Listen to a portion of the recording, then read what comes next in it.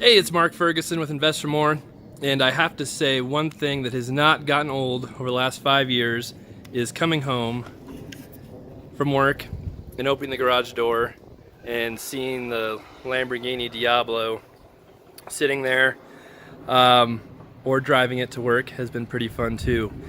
It's been an amazing car. I've loved having it, and it still brings a smile to my face every time I drive it or look at it. In this video, I'm going to talk about what it's been like owning this car for 5 years, how I bought it, how the value has doubled since I've had it, repair issues, maintenance, how much all of that cost, any other problems, car shows, networking, people I've met, all those different things. So I'm going to talk about that. I'll mention I've got a few other cars as well. As you can see, the Aston Martin, the 928, have a Lotus Esprit V8 twin turbo as well, and the 91 Mustang, but this really is my pride and joy and love this car. We'll do a cold start here now.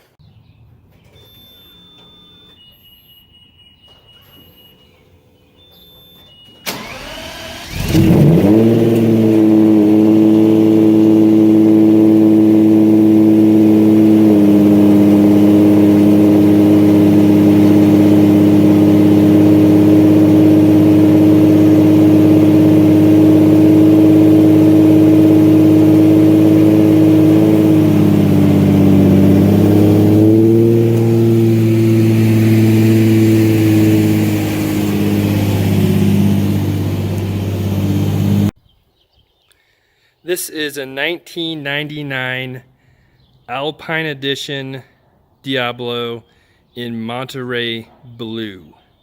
And these are chalk marks from my kids driving their little cars around. I have 7-year-old twins, and we just had another baby girl this week. So why not make a video on my car? This is an awesome car. You can see the little Alpine Edition right there. Oh, you can see me a little bit too.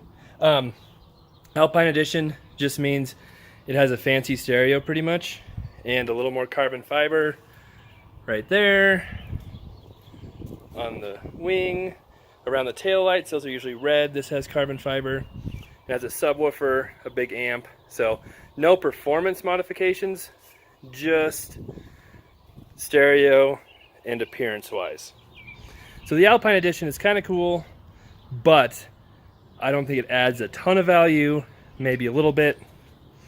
It also came with a cool car cover, some other cool stuff for the Alpine Edition, which I got none of because I bought this car from Cat's Exotics, and the guy who traded in said he lost all that stuff.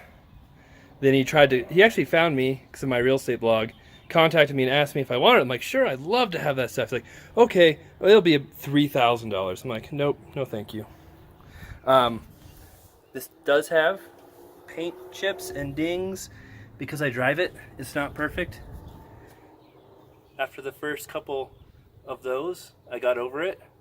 And I'll show you too, like a couple months after I bought it, I hit a manhole cover in a parking lot, took off a huge chunk of fiberglass off the bottom of the spoiler, and I almost threw up watching fiberglass fly into the air ahead of me.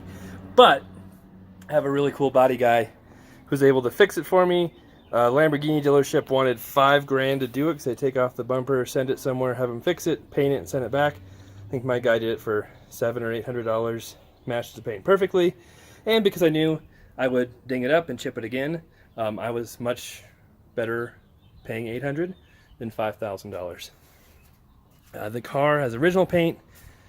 I've had it, like I said, 5 years. Has 22,000 miles when I bought it. Now it has about 28,000.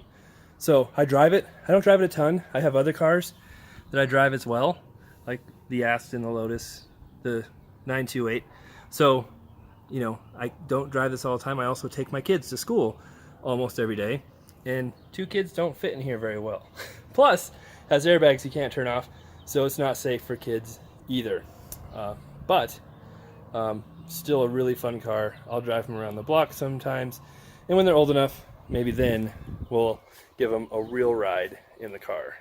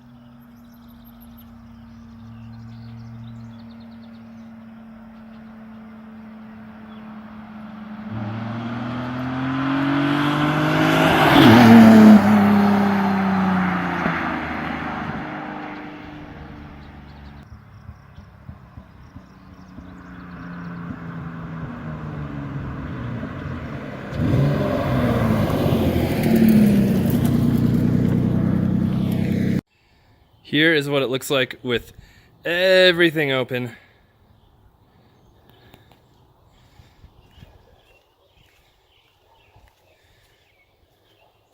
The engine is beautiful and massive.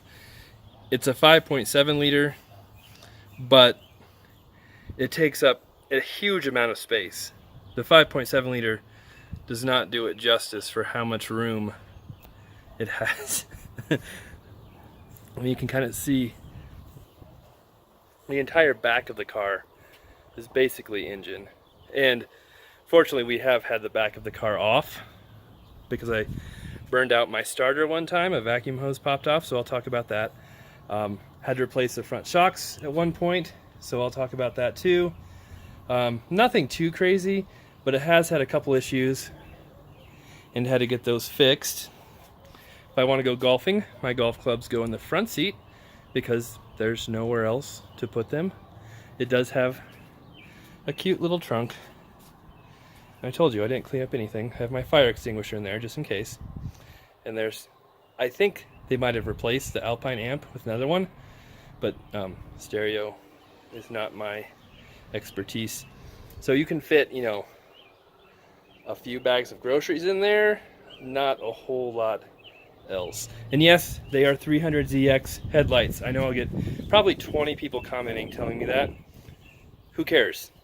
Lots of cars, lots of exotics share parts with other cars. It's not unique that a supercar would have the same headlights or door handles or switches as another non-supercar. So they made this style for basically 2 years, 99, 2001. The years before that had pop-up headlights, and they knew they were replacing this car with the Murcielago after it, so why would they spend millions of dollars making their own headlights when they could source them much cheaper and keep that cost down to the consumer? So I don't care that they're Nissan 300ZX headlights. Hey, sorry for the annoying beeping. It does that when it's not on.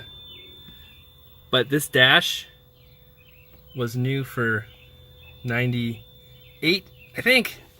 I'm not the absolute expert on these, but I love this dash so much more than the old dash in the Diablos. Had this weird thing that popped up right here and it looked really bad. So much better here. I am 6'1", I have size 14 shoes. So the only issue I have is if I wear work shoes, my foot does not fit in between the brake pedal and the center wall. So I have to wear non-work shoes. Otherwise I can't hit the gas. Otherwise my feet fit fine. My head, I have like an inch of room. So even though people say the Diablo has no headroom or Lamborghinis have no headroom, it really is not bad. Visibility is not horrible. I have these little windows right here. Yeah, you get kind of blocked out right there. But through the back, if my hood was actually, sorry, bonnet was down, I can see pretty good. And the really cool thing, I have little granny mirrors that show me my blind spot perfectly. So I've never had a problem with seeing out of this car. The gated shifter is super smooth and awesome. People talk about how heavy the clutch is and how hard it is to shift a Lamborghini. Not the case in the Diablo. I've heard the Countach is worse, but this one, easy to drive. First time I drove it was after it came here from Seattle. Never driven a Diablo before, and I couldn't believe how easy it was to drive. First time I saw this car was when it came off the truck from Seattle. I bought it sight unseen. I just seen videos of it. So really cool experience, and I'll show you some pictures of that.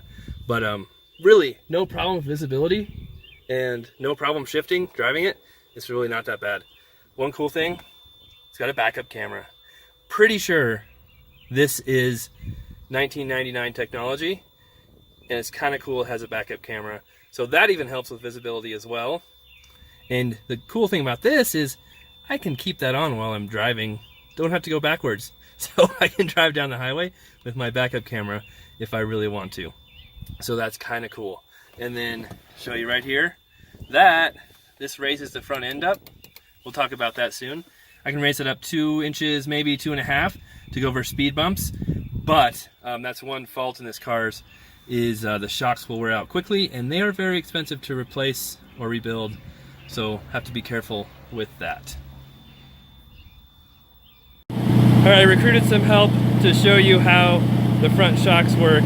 So, Brecken, go ahead, press the button. All the way. You press it up, press it down. There you go. That shows how the shocks work. Okay, that's good. Great in theory, but it uses power steering fluid in a hydraulic system, and they wear out really fast. So I had to rebuild them at $8,000 or $9,000 in cost, and they're already kind of going out again, and that's why I don't want Brecken to keep raising and lowering it. But Breck, that's good. So I'm trying to use that as little as I can, but once in a while you do need to.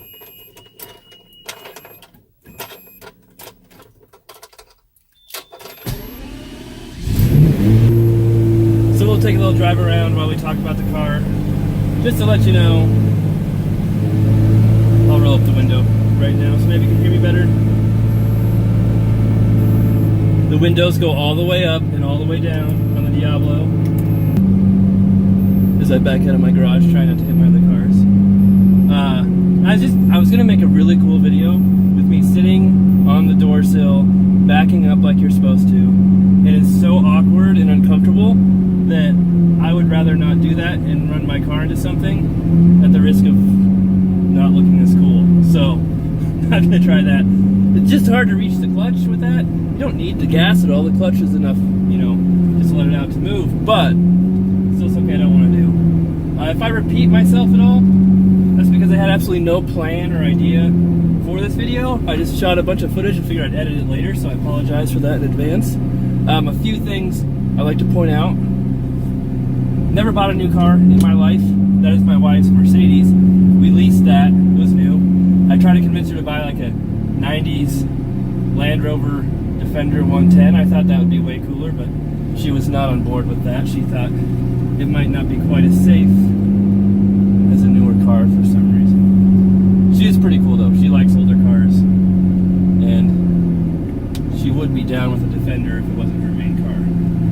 All right, so when I first bought this car, it was 5 years ago. Wait for my neighbor. And Father's Day, I had never seen it, never driven a Diablo before I bought it. It was shipped to me from Seattle, and right here in this spot is where I pulled up and saw the truck unloading it. I was at my wife's parents' house. The driver called me, said they were here, and pulled up down that road coming this way and saw the car sitting here unloaded with like 10 people from the neighborhood looking at it. So that's the first time I ever saw this car in person. I bought it sight unseen from Cat's Exotics in Seattle, and first time I ever drove a Diablo at all was after I bought this car. So that was kind of cool, kind of a cool experience.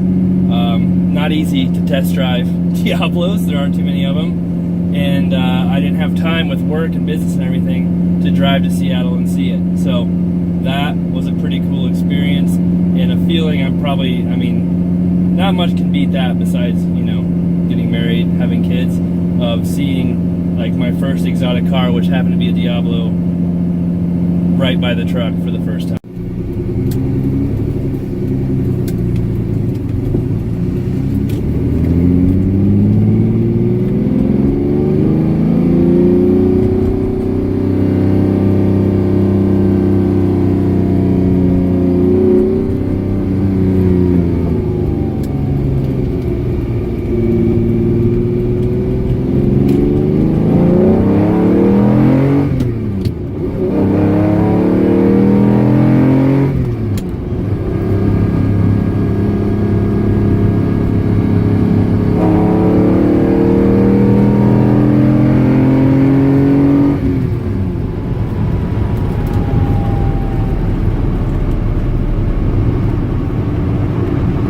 When I'm driving and doing my videos, I do not play music, like weird music that people, I don't know. I like people to hear the car, the engine, the sounds, or you can hear me talking about all the cool stuff I do or don't do.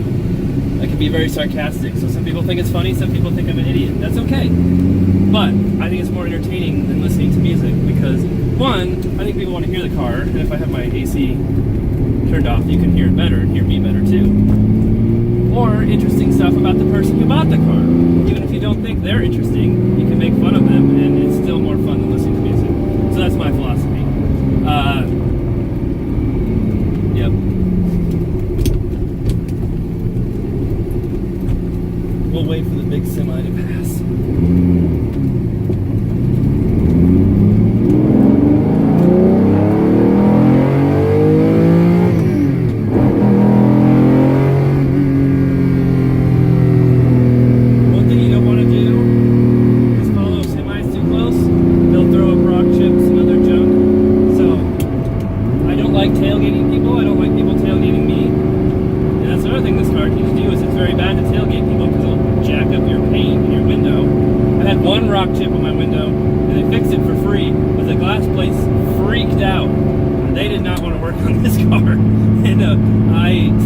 I don't know how expensive the windshield is, but it's a lot. On my 928, it's cracked, and it's like $1,800 for that, to replace that windshield.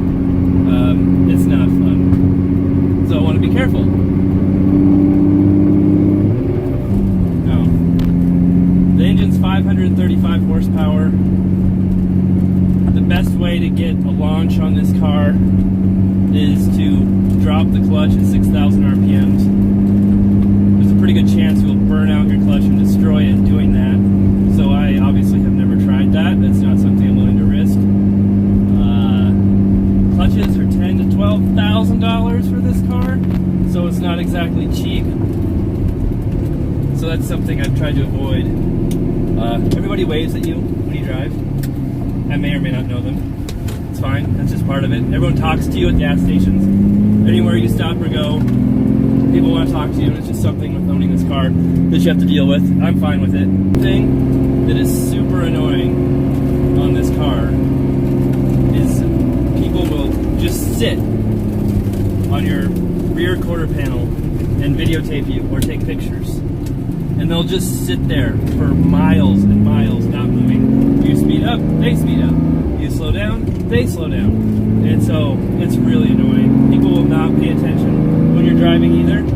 They will veer into your lane as they're taking pictures or videos. They'll do all kinds of crazy stuff. So having a car like this actually makes me a much better driver. Like, I'm such a really good driver because I cannot ever text or not pay attention when driving this car because there's probably someone who's going to come close to running into me. So I've had people stop in the middle of an intersection like this where the light was green that way and just stop and take pictures while there's cars behind them. It's crazy. So AC works pretty decent actually, but these are the two main vents for the interior. And so if I have the stereo popped up, it pretty much blocks those and doesn't work very well. But now, story of how I bought this car. So I've been a real estate agent since 2002, investor since then as well. Flip houses, buy rental properties. I have a real estate blog, investormore.com. That's what that is. And I kind of made a goal in 2013 that I would buy a Diablo. And I found this one at Cat's Exotics, and it had been sitting there for a few months. Super rare color, the Monterey Blue Alpine Edition. It was $126,000. I was not ready to buy a car like this at that time. It was way out of my comfort zone. But I knew, no, I'd never find this color again. It would be almost impossible. And I decided this price was really good at that time. I couldn't believe why, I couldn't understand why no one else was buying it. And so I talked to my wife a long time, finally decided I just need to go for it and buy it. And you can get a 12-year loan on Exotics at like 5% interest rate. So it's not like I have to spend $126,000 in cash. I would much rather get a loan on this car, use that cash to buy more properties, more real estate. I can make a much higher return than 5% doing that. And so I went through the process, talked to Cat's Exotics. Roy Katz is really cool. He's the guy who owns it. They specialize in Lamborghinis, Ferraris, old stuff like this. And agreed on a price, and then had a PPI done, pre-purchase inspection. Found a few things wrong. The door strut was bad, so they replaced the driver's door strut. It's still hard to open a little bit. That's one thing that's annoying, because my shoulder's kind of bum from golfing, and so it's hard for me to open the door. First world problems, right? So then the other issue was the car wasn't running right. It wouldn't pass emissions, or some funky stuff going on. And it turns out the computers were on the wrong cylinder head banks. So they fixed that, replaced all the spark plugs. Spark plugs, by the way, are $50 a pop at 12, so it's an expensive tune-up for this car. And I think they did one other minor thing, can't remember what it was, and then shipped it to me. So I bought it May 13th, 2014, got it Father's Day, because we waited for them to do those repairs, make those minor adjustments, then had to get it shipped here. Crazy experience, so awesome, loved it, and I ended up going for my birthday the next year. Took a trip out to Cat's Exotics to talk to Roy, visit him, look at some of the other cool cars they had there. That was a really fun trip, just like a day or two for my birthday. So obviously, you know, I enjoy cars a little bit, since my idea of a vacation is going for a day to a car dealership.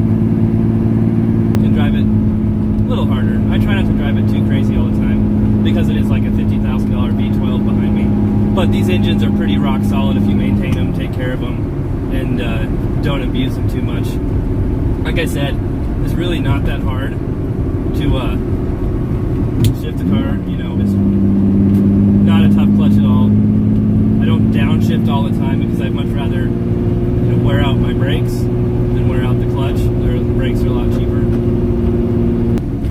And when I was doing my videos that you see of me from the outside, thank you to my wife for being the amazing video taker that she is. But it doesn't sound like this car goes that fast, because you get to first gear at 60, like the end of first gear is 60, over 80 at the end of second gear, quite a bit more. So, you know, it's not like one of those cars that's going 30, 60, 90 in 3 gears all of a sudden. It has a lot of time to go through that gear.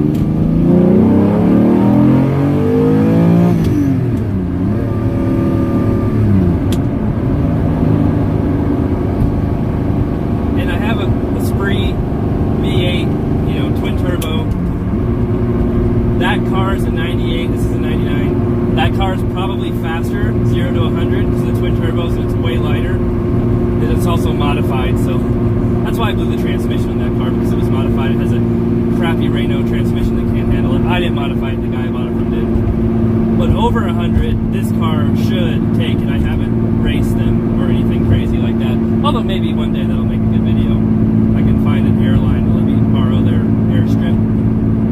But definitely faster acceleration for the twin turbos. There's also much shorter gears as well, so it feels faster.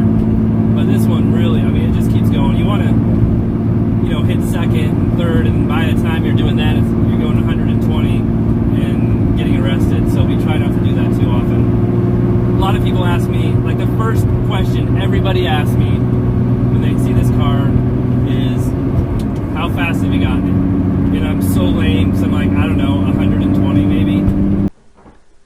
Okay, this is one of the most embarrassing stories I have of the car. So this is the car at the local food bank dinner. We sponsor that every year, our real estate team, and now real estate office, Blue Steel Real Estate, which came partially because of this car. If people are wondering about the name Blue Steel Real Estate, this car and the Lotus were an inspiration, as well as Zoolander, I will admit it. But brought the car there, auctioned off a ride and lunch. I think we sold the auction for $500, so that was great. On the way home, my wife was driving, and we had some issues getting it started. Wasn't sure what was going on. Finally got it started, pulled it out of the building. Half a block away, the car breaks down. So here you can see it. The food bank was right over here. Everybody was leaving because we left a little early. Driving by with our Lamborghini, broken down on the side of the road. Had to get it towed. Was not the most fun experience. Here's the car on the tow truck, and they had a tough time getting that on. And it took me probably 7 or 8 calls to tow truck companies before we found one who would even tow it. And they had to have like 13 2x4s laid out to make sure it didn't bottom out on their tow truck. And luckily I have a really good mechanic, a local guy who owns a bunch of Lamborghinis as well, High Mountain Classics in Fort Collins. Victor is amazing, love him to work on these cars. He has so many cars and is such a cool guy, and he's much cheaper than a dealership, so got to give a shout out to him. And what happened was a vacuum hose came off the car. It was running too rich, or was it too lean? Overheated, the exhaust got too hot, overheated the starter burned out, and that's what happened. So they had to take off the back of the car to get to the starter, which is kind of under the motor, get a new starter. That was $6,000 or $7,000 bill, I think, to do that, which was not fun, but again, part of owning the Lambo. And then here's the car when we're doing the front shocks. So really cool picture seeing it like that, but again, not exactly where you want to see your Lamborghini in the shop. Here it is again, different view up on the lift getting work done. I told you my golf clubs go in the front seat. That's where they go when I play. Wish I had another option, but I do not. So, and like I said, when I'm doing lots of networking, going to car shows is one of the fun things for me to do. Meet lots of other cool people, lots of other cool cars, and made a lot of friends doing this along the way. Visited Cars and Coffee in Lafayette, Colorado. Another car show, the Concours d'Elegance in Denver, which I always go to.